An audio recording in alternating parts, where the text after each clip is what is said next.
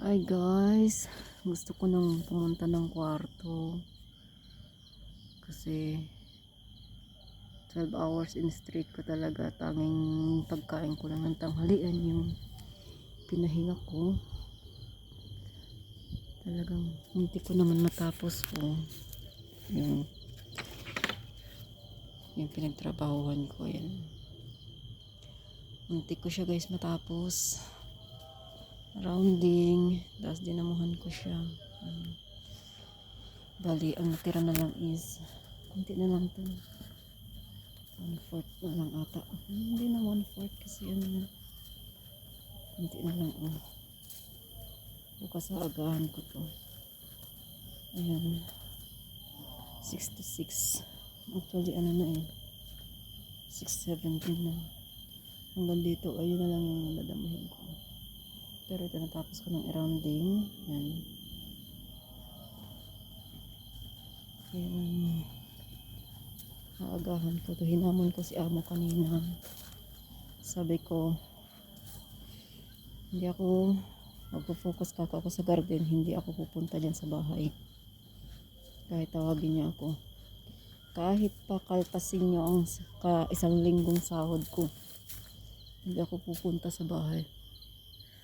Kaya napabideo lang ko kasi nagandahan ako sa ulap ba yung ulap ngayon. Ayan. Pero shinare ko na rin yung natapos ko. Sabi ko kay amo kanina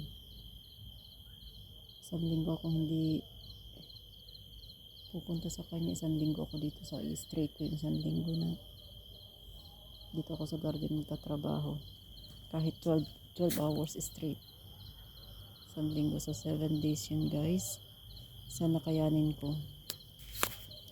Kasi ano siya, masi lang. Kasi ano siya guys talagang kailangan alagaan namin yung garden. Kailangan may maani kami kahit pa paano. So sabi ko, kaltasin na lang niya ng 1 week yung sahod ko. O kahit kaltasin niya or hindi niya ako bigyan ng sahod sa isang linggo. Basta tatrabahuhin ko tong garden guys.